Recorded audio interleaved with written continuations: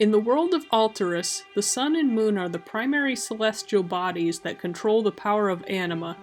It is well known that the Seelie powers are associated with the sun, and the unseelie powers are associated with the moon. What is less known, however, is that the Altairian sun experiences monthly cycles much like the Altairian moon. For both the sun and the moon, different powers associated with both Seelie and unseelie powers are tied to the celestial body's cycles. During a frost sun, the sun is the coldest it will ever be in the entire month. There may be an unusual nip in the air, even during the summer months. It is during this solar phase when ice magic, whether based in water or air magic, is most effective. Similarly, during the newborn moon, necromancy spells, which involve giving artificial life to non-living matter, are most powerful. Many Altairians of the dark element place a high value on the newborn moon for this reason.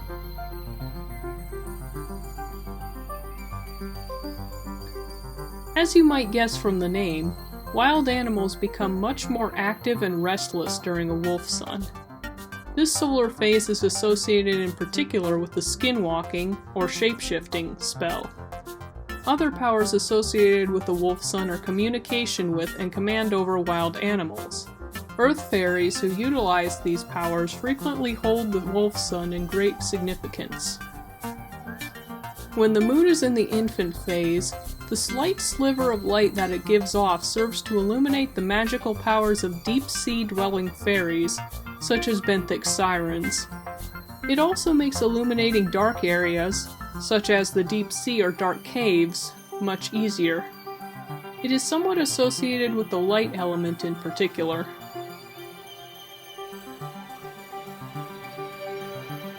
Fitting for its name, a blossom sun heralds the most rapid phase of plant growth in the entire month. Most healing spells, being earth-based, are at their peak during the blossom sun, as are many other earth spells. While its predecessor may confer special powers associated with animals, this solar phase confers magic to those with powers over plants. The child moon is associated with joy and good fortune. Those who are involved in artistic endeavors when a child moon is in the sky will be more likely to achieve success, whether that be through money, recognition, or skill.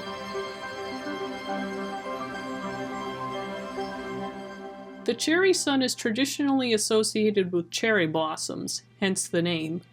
It is much like the blossom sun in that it has to do with plants.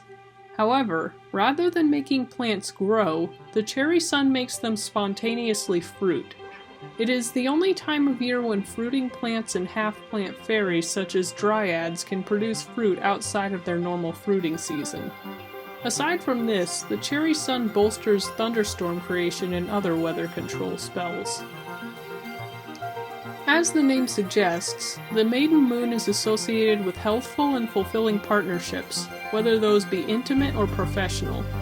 In Altairus, marriages tend to be conducted during a maiden moon, as it grants its blessings on the bonds forged from a wedding and makes them less likely to dissolve. Similarly, many Altairians reserve forging their most important business partnerships for a maiden moon. These partnerships tend to be more beneficial to both parties in the long run. The horned in the horned sun refers to the horns of power. During a horned sun, ambitious fairies can expect to see their endeavors pay off and their good fortune increase. This is a very lucky solar phase. It is even luckier if the horned sun coincides with the child moon or the maiden moon. If a business is formed during the coincidence of a horned sun in either one of these moons, it is an omen of guaranteed success for the business. The lady moon is associated with youth and beauty. During the lady moon, glamour spells become twice as effective. The lady moon may also be able to nurture the sick back to health, as those who are unwell have a much easier time recovering during a lady moon.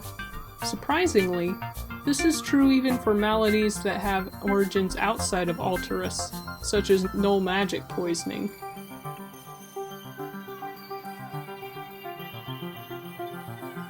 The golden sun is the hottest of all the solar phases. Hence, the powers of Seelie magic, in particular fire and light magic, are more powerful than they are at other times of the month.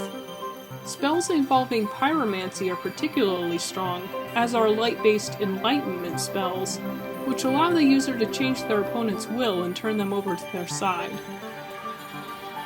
In addition to being associated with skinwalking and wearism, or lycanthropy, the Mother Moon is when most Altairians' physical and mental fertility is at its peak. It is associated with the act of creation, whether that is in a more literal sense or through mental creativity.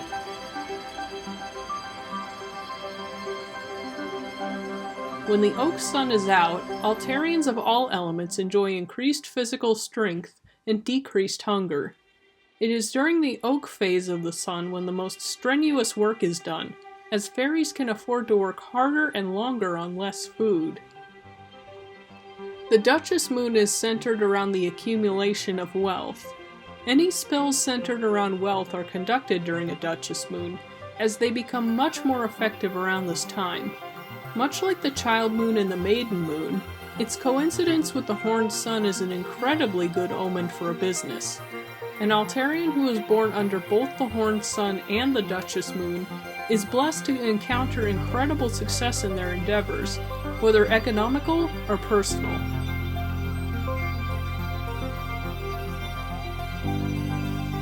The Sparrow Sun is associated with the powers of air, the power of flight in particular. When the Sparrow Sun is out, it is much easier to successfully cast flight spells, and creatures that are already capable of flight have their powers enhanced. The Crone Moon is associated with wisdom. An Altairian who studies and practices something during this lunar phase will have a much easier time retaining what they learned. Jack Thunder was born during a Crone Moon, which may have foreshadowed his love of magic study.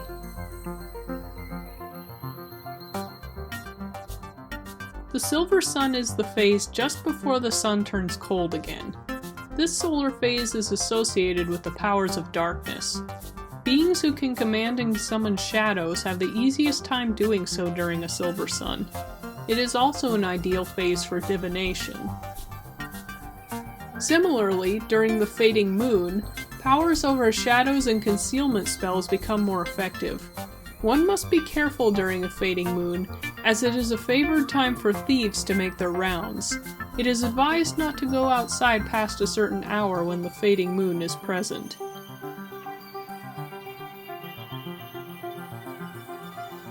During the Black Sun, beings of all elements have their magical powers boosted. However, this is also the solar phase where the veil between Altairus and the flip side is the thinnest, and Altairus is most prone to Wendigo attacks. Altairians need to prepare for the Black Sun to adequately prepare for threats against their home. The Dead Moon, as the name implies, is associated with death. Many dark spells, particularly death magic, are most powerful during the Dead Moon. Be careful about going outside during a Dead Moon, particularly if there is someone in Altairus who has a vendetta against you.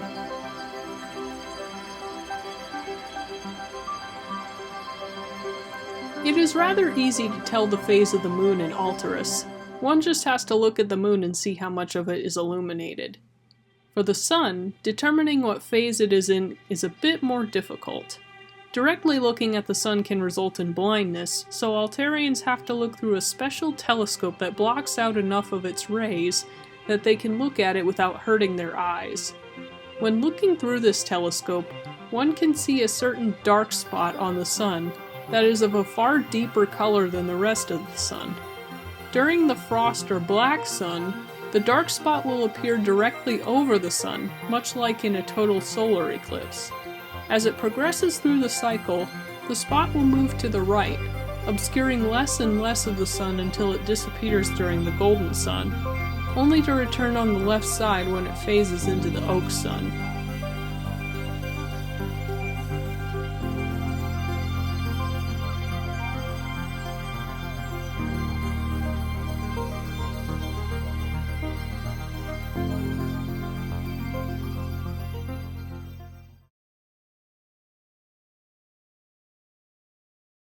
Hi there, I hope you enjoyed the video. If you would like more from our friend Jack Thunder, you can check out my new book series, Jack Thunder and the Fragments of Anima, on Amazon using the link in the description.